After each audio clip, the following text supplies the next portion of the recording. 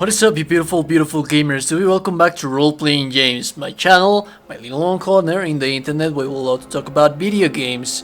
Today's video, oh Jesus, little baby Jesus, I'm just happy, dude. I'm just happy. I decided to do some research about how Kingdoms of Amalur Re-Reckoning is doing, and there is hopes. Hopes are, well, quite high. We don't have any official statement, we don't have any raw numbers, hot numbers on the sales and how is it doing. Kingdoms of Amalur Re-Reckoning, I'm saying.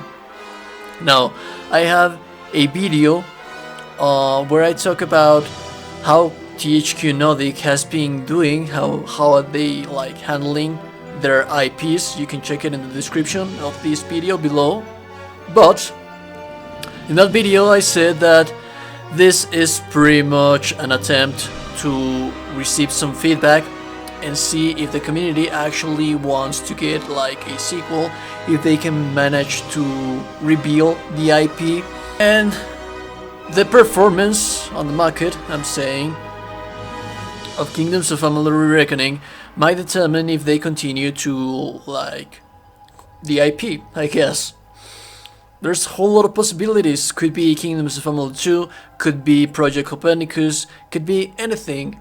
But what's the evidence that we have? Like always, you can have links for all of this that we are be talking about in today's video in the description of the video below, in case you want to give them a read for yourself.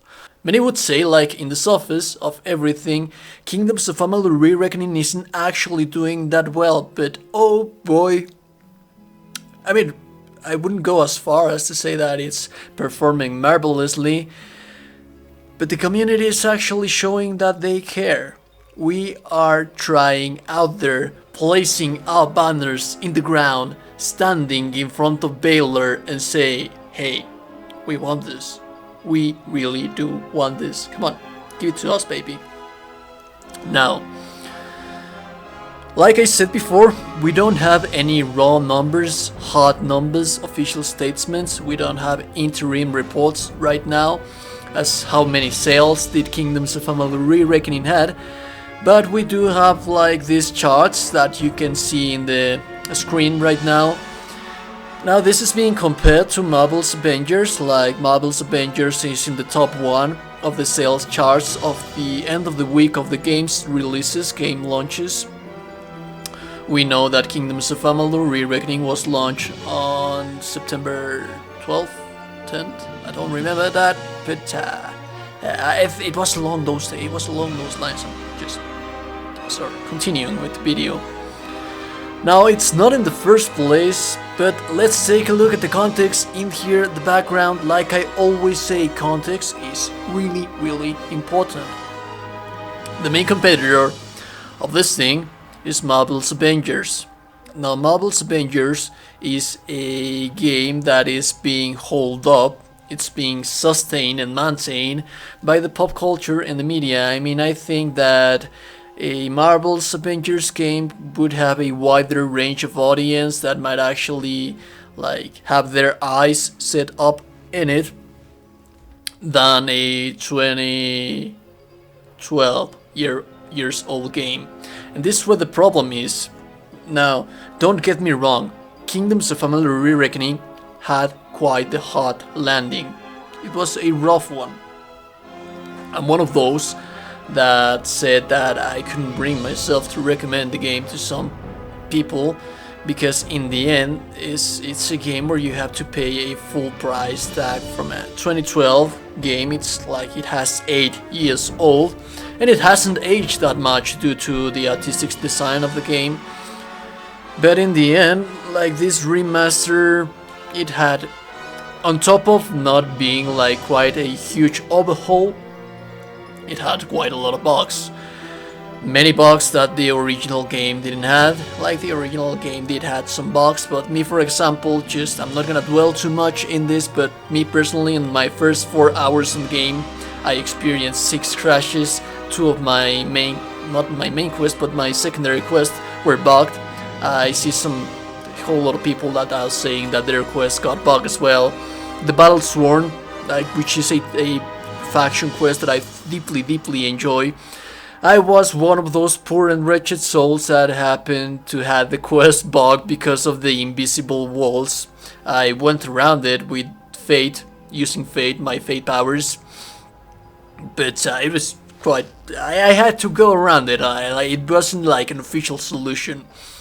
One thing that I would like to mention in here is that the developers actually show that they care, and that is something beautiful to see. The developers are actually, because they could have just like thrown the title like the hey, there, play, enjoy. Hey dude, but it has problems. I said enjoy. No, they're actually out there battling, fighting against the bugs. Sometimes they like break some things trying to fix others, but they are out there fighting, standing their ground, and this is not a practice that I would stand up for. We have seen many times before in today's times, modern times, such hard times where we live in, where the companies launch games and then try to fix them along the way. But that's out of the point in here. Now, like I mentioned before, top 3 in the end of the week sales, it's actually not that bad. Now, this is for the Steam, this chart that you are having right here. Like, there is a huge disparity on the player base on the launch of the titles. Yeah, a huge disparity. But if we stretch up the chart a little bit more into more dates, the Kingdoms of Amalur Re-Reckoning has half of the player base that Marvel's Avengers have. And you know, that's not actually that bad. That's not that bad at all. Like, it's half of the player base from a remaster that had a rough reception.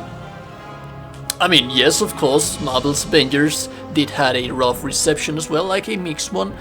But in the end, it's a game that in the pop culture, like I mentioned before, like in the pop culture and the media, it would have more eyes on it than Kingdoms of Amalur Re-Reckoning would. Now, all of these numbers are music to my eyes. Don't know if that makes sense, but anyways, it shows us, players, the lovers of the OG game, that like I mentioned before, we stood our ground. We are out there saying, hey, we're here for you, bro. You have this. Now, the mixed reviews, like I mentioned before in previous videos, I don't take Metacritic to be like a huge authority on the matter, when like anyone can post in their opinions. And I'm not trying to demerit the people's opinions, but there are some, like, I'm sorry, pardon for the redundancy, but there's a whole lot of people that don't have the full context of it, that can emit judgment without the professionality that it requires of you. And it's nice to hear from the town, from the people, from the voice of the gamers directly, and you see, hey, 7 is not that bad. And most of those reviews of the gamers are saying, hey, I love the game, I just feel that it has way too many issues at launch, and it has.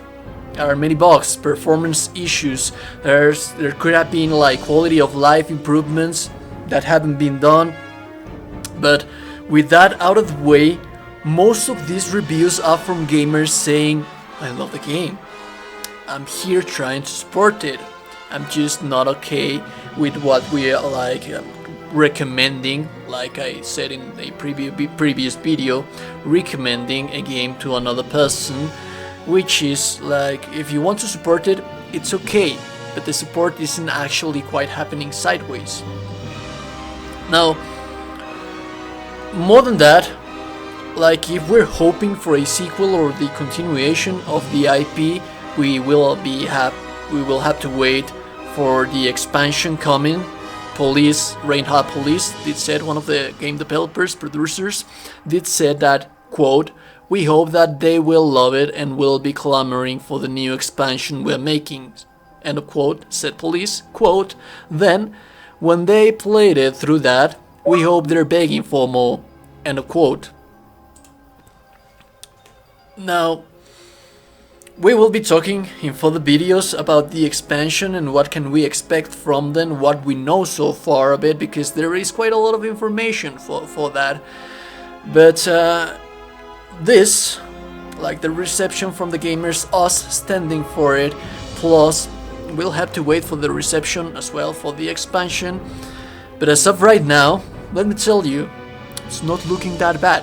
With that being said, that was RPJames with you guys giving my honest opinions in stuff. If you like the content, don't forget to subscribe, don't forget to like the video, dislike it if you don't want to, if you don't like it, because why not, you're a human being, you have rights, you have right to dislike RPJames video, but please don't, I'm begging. Anyways, you can dislike it if you want to. I'll see you beautiful, beautiful gamers. Don't you ever forget that each and every single one of you little persons watching RPJames are beautiful people. Stay safe, stay awesome. I'll see you guys in the next one. Stay awesome.